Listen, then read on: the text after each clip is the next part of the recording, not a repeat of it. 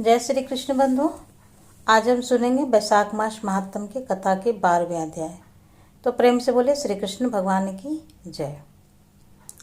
पृथ्वी देवी ने पूछा, मुझे धारण करने वाले प्रियतम, कलयुग में आपका दर्शन किसे होगा और परम सुंदर विग्रह वाले भगवान श्रीनिवास का दर्शन भी किसे प्राप्त हो सकेगा, यह भी मुझे बताएं। तब भगवान बराह बोले, हे देवी सुनो, जो भविष्य में होने वाली बात है उसे भूतकाल की भांति बता रहा हूँ। इस पवित्र पर्वत पर एक वसु नाम का निषाद था जो श्यामक वन की रक्षा करता था। भगवान पुरुषोत्तम के प्रति उसके मन में बड़ी भक्ति थी। वह शावक के चावलों का भात बनाकर उसमें मधु मिला देता और श्री देवी और भूदेवी सहित देवादिदेव भगवान विष्णु को निवेदित करके स्वयं प्रसाद पाता था। इस प्रकार भक्ति करने वाले उस निषाद की कल्याणमयी भार्या चित्रवती ने एक उत्तम पुत्र को जन्म दिया। उस पुत्र का नाम वीर था। वसु अपने पुत्र और पति के साथ आनंद से रहता था। एक दिन वह अपने पुत्र को सावा की रक्षा करने का आदेश देकर स्वयं अपनी पत्नी के साथ मधु की खोज में चला गया। मधु का छत्ता देखने की इच्छा से एक वन से दूसरे वन में वह शीघ्रतापूर्वक चला जा रहा था। उसके पुत्र ने सावा के तैयार किए हुए भात को लेकर कुछ अग्नि में डाल दिया और कुछ पीसकर वृक्ष की जड़ में भगवान श्रीपति को भोग लगाया। फिर भगवान का प्रसाद खाकर वह वीर वहां से सुख से बैठा रहा। उसके बाद जब वसु मधु लेकर आया और सावा के चावलों को खाया, वह देखा तो अपने पुत्र को फटकारने लगा। उसने बड़ी उतावली के साथ वीर को मार डालने के लिए तलवार लेकर हाथ को ऊपर कर लिया। उस समय भगवान विष्णु उस वृक्ष पर ही विराजमान थे। उन्होंने वसु की तलवार हाथ में पकड़ ली। तब उसने वृक्ष की ओर देखा। भगवान विष्णु हाथों में शंख चक्र गदा लिए हुए थे और आधा शरीर वृक्ष पर टिकाए हुए थे। उन्हें देखते ही वसु ने तलवार छोड़ दी और भगवान के चरणों में प्रणाम करके कहा, हे देवेश्वर, आप यह क्या कर रहे हैं? तब श्री भगवान बोले, वसु तुम मेरी बात सुनो। तुम्हारा पुत्र मुझ में भक्ति रखता है। यह तुझसे भी बढ़कर मुझे प्यारा है, इसलिए मैंने इसे प्रत्यक्ष दर्शन दिया है। इसकी दृष्टि में मैं सर्वत्र हूँ, किंतु तुम्हारी दृष्टि में केवल स्वामी पुष्करणी के तट पर रहता हूँ। भगवान का ऐसा वचन सुनकर वसु बड़ा ही प्रसन्न हुआ। एक समय चंद्रवंश में तोंडवान नाम के एक प्रसिद्ध राजा हुए। वे बड़े ही वीर थे और उसके पिता का नाम सुवीर और माता का नाम नंदनी था। 5 वर्ष की अवस्था में उसके हृदय में भगवान विष्णु की भक्ति प्रकट हो गई। वे बड़े बुद्धिमान, सुशील, शूरता और पराक्रम आदि गुणों के निधि थे। युवा होने पर उन्होंने पांडेय नरेश की सुंदर पुत्री पद्मा के साथ विवाह कर लिया। उसके बाद भिन्न भिन्न देशों की सैकड़ों स्वयंवर कन्याओं को भी वे ब्याह कर ले आया। नारायणपुर में रहकर इस पृथ्वी पर देवराज इंद्र की भांति सुख भोगने लगे। एक दिन की बात है, सिंह के समान पराक्रमी तोंडमान अपने पिता की आज्ञा लेकर वेंकटाचल के समीप शिकार खेलने गए। वहां अपने सेवकों के साथ पैदल घूमते हुए उन्होंने एक युद्धपति गजराज को देखा और उसे पकड़ने के लिए उसका पीछा किया। स्वर्णमुखरी नदी को पार करके वे परम उत्तम ब्रह्म ऋषि सुख के पास गए और उन्हें प्रणाम करके उनकी आज्ञा लेकर एक वन से दूसरे वन चलते चले गए। एक जगह पर उन्होंने रेणुका देवी को देखा जो वाल्मीकि बावी के आकार में खड़ी थी। उन्हें प्रणाम करके बिंड तोंडमान पश्चिम की ओर चल दिए। आगे जाकर उन्होंने एक पचरंगा तोता देखा। फिर उसे पकड़ने के लिए वे उसके पीछे दौड़ने लगे। तोता श्रीनिवास का नाम जपता हुआ शीघ्र ही पर्वत के शिखर पर जा पहुंचा। पीछा करते हुए राजा गिरिराज पर चढ़ गए और उस तोते को ढूंढते ढूंढते श्यामक वन में जा पहुंचे। वहां तोते को ना देखकर उन्होंने उस वन की रक्षा करने वाले निषाद को देखा।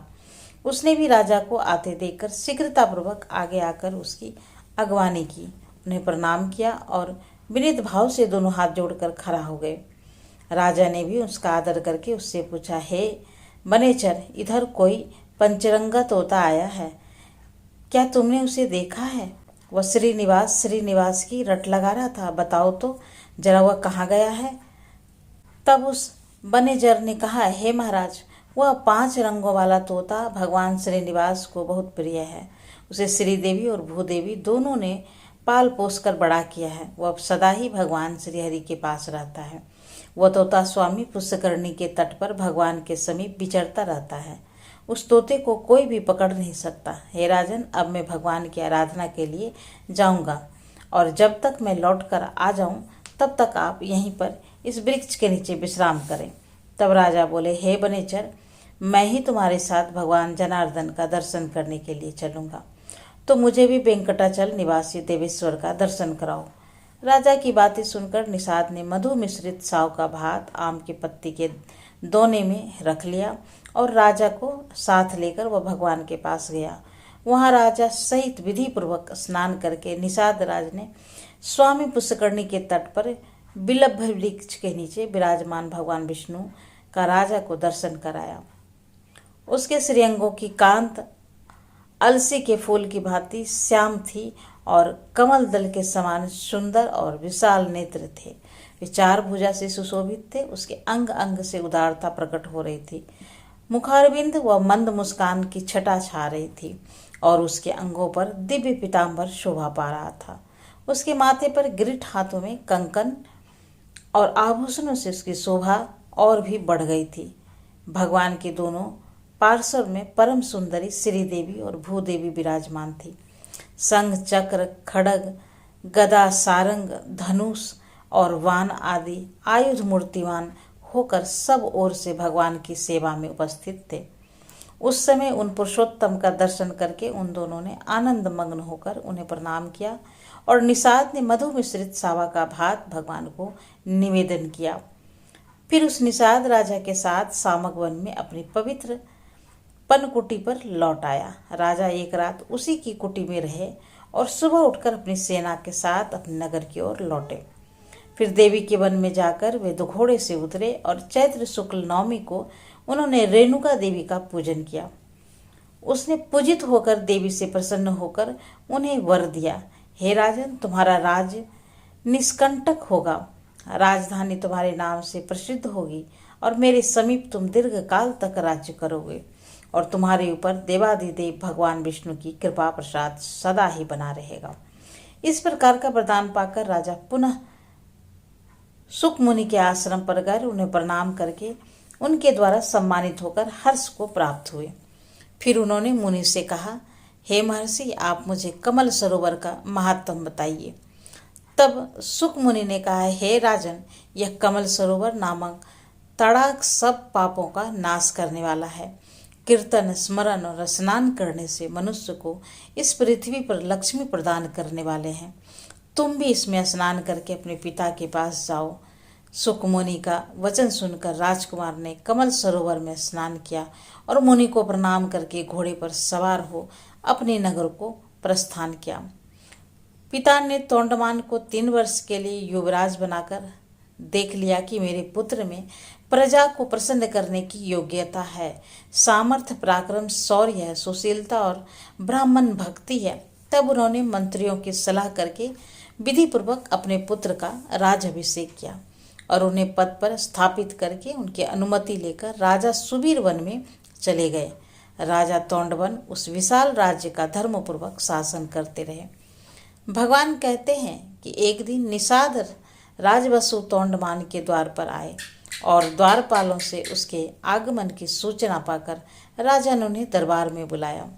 मंत्रियों के साथ पुत्र और परिवार सहित उसका स्वागत सत्कार किया।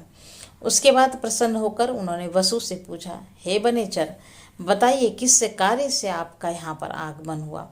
तब वसु ने कहा, हे राजन, मैंने वन में एक बड़े आश्चर्य की बात देखी। उसे सुनिए। रात में कोई श्वेत रंग का वराह आकर मेरा सावा चढ़ने लगा। तब मैंने हाथ में धनुष लेकर उसका पीछा किया। खदड़ने पर वह वायु के समान वेग में भागा और मेरे देखते ही देखते स्वामी पुष्करणी के तट पर वाल्मीकि में घुस गया। तब मैंने क्रोध कारण उस वाल्मीकि को खोदना प्रारंभ कर दिया। इतने में ही मूर्छित होकर पृथ्वी पर गिर गया। उसी समय मेरा यह पुत्र भी आ गया और मुझे पृथ्वी पर मूर्छित होकर पड़ा देखकर पवित्र होकर देवाधिदेव भगवान मधुसूदन की स्तुति करने लगा। तब भगवान बराह का मुझ में आवेश हुआ और उन्होंने मेरे पुत्र से कहा, निषाद राज, तुम शीघ्र राजा के पास जाकर मेरा सारा वृत्तांत उनसे कहो। राजा काली गौ के दूध से अभिषेक करते हुए इस वाल्मीकि को धो डाले, तब इसके भीतर एक परम सुंदर शिला दिखाई देगी। उसे लेकर किसी कारीगर से मेरी मूर्ति बनवाया। उसमें से भूदेवी और अपने बाएं अंक में लेकर खड़ा हुई। तब मेरा मुख शुक्र के समान है। मेरी मूर्ति तैयार हो जाने पर बड़े बड़े मुनि और महात्माओं के द्वारा उनकी स्थापना कराकर राजा स्वयं उनकी पूजा करके और ऐसा कहकर भगवान बराह ने मुझे छोड़ दिया। तब मैं स्वस्थ हो गया। देवादिदेव भगवान बराह आपसे क्या करना चाहते हैं, यह बताने के लिए ही मैं यहाँ पर आया हूँ। तब राजा तोंडमान यह सुनकर बहुत प्रसन्न हुए और विस्मित भी हुए। उसके बाद पुष्कर आदि मंत्रियों के साथ कार्य का निश्चित करके वेंकटाचल जाने का विचार किया और ग्वालों को बुलाया। कहा, हे गोपक गणों, जितनी भी काली और कपिला गायें हैं उन सब को बछड़ों सहित वेंकटाचल के पास ले आओ। सभी को ऐसी आज्ञा देकर राजा ने मंत्रियों को सूचित किया कि कल ही यात्रा करनी है। उसके बाद प्रजा को विदा करके राजा ने अंतःपुर में प्रवेश किया और अपनी पत्नियों से वराह जी की वह कथा कहकर वे रात में वहीं पर रुक गए। सपने में भगवान श्रीनिवास ने राजा को बिल का मार्ग दिखाया और उसके नगर से लेकर बिल के अंत तक मार्ग में पल्लव बिछा दिए। राजा यह स्वप्न देखकर जब सुबह उठे तब उन्होंने मंत्रियों, प्रजा और ब्राह्मणों को बुलाया। उन सब से अपना देखा हुआ स्वप्न सुनाकर जब उन्होंने दरवाजे पर दृष्टि डाली तब उन्होंने देखा कि वहां पर पल्लव बिछे हुए हैं। तब शुभ मुहूर्त में घोड़े पर सवार हो राजा अपने घर से चले और बिल के पास पहुंचकर उन्होंने वही नगर बनाया। उस समय देवादिदेव भगवान ने स्वयं राजा को आदेश दिया था, संकेत किया कि इमली और चंपा ये दोनों वृक्ष बहुत उत्तम है, इसका पालन करो। इमली मेरा आश्रय है और चंपा लक्ष्मी जी का स्थान है। अतः राजाओं, ऋषि, देवताओं और मनुष्यों को इस वृक्ष की वंदना करनी चाहिए। राजा से ऐसा कहकर भगवान विष्णु चुप हो गए। उसका वचन सुनकर राजा ने 4 दीवारी बनवाई और मुनियों से पूजन कराया। वे प्रतिदिन बिल मार्ग से आते और भगवान को प्रणाम करते और लौट जाते। उन्होंने उत्तम भोग भोगते हुए धर्मपूर्वक राज्य किया। इसी समय दक्षिण देश के एक श्रेष्ठ ब्राह्मण गंगा स्नान के लिए स्त्री सहित घर से चले और मार्ग में ब्राह्मणी गर्भवती हो गई और उसे इस दशा में देखकर और अपने साथ चलने में असमर्थ जानकर ब्राह्मण राजा के द्वार पर आए। द्वारपाल से उसके आगमन की सूचना पाकर राजा ने उन्हें दरबार में बुलाया और उसको विधि पूर्वक पूजा करके उनसे कुशल समाचार पूछा और कहने लगे, हे ब्राह्मण, कहिए आपके आगमन का क्या कारण है, बताइए मैं आपकी किस आज्ञा का पालन करूं। तब ब्राह्मण ने कहा, हे राजन, मैं वशिष्ठ कुल में उत्पन्न हुआ और सामवेदी ब्राह्मण हूँ। मेरा नाम वीर शर्मा है और घर से गंगा स्नान के लिए पत्नी को साथ लेकर निकला हूँ। मार्ग में यह गर्भवती हो गई। यह कुशिक वंश की कन्या और बड़ी पुण्यशालिनी है। इसका नाम लक्ष्मी है। यह बड़ी ही सुशील है, पतिव्रता है। इसे मैं आपके घर पर रखकर अपना व्रत पूर्ण करना चाहता हूँ। जब तक मैं लौट कर ना आऊँ तब तक आप इनकी रक्षा करें। ब्राह्मण की बात सुनकर राजा ने 6 महीने के लिए चावल और धन देकर ब्राह्मणी के लिए अंतःपुर में एक घर दे दिया। अपनी पत्नी को वहां रखकर ब्राह्मण प्रसन्नता से गंगा स्नान के लिए चले गए। उत्तम क्षेत्र प्रयाग में भागीरथी गंगा के तट पर पहुंचकर उन्होंने स्नान किया। वहां से काशी की यात्रा की और वहां भी 3 दिन रहकर वे गया चले गए। वहां उस ब्राह्मण ने अपनी पितरों का श्राद्ध किया। उसके बाद अयोध्यापुरी की यात्रा करके बद्रिका आश्रम गए। फिर शालिग्राम तीर्थ का सेवन करके अपने देश की ओर लौटे और इस सब में 2 वर्ष बीत गए।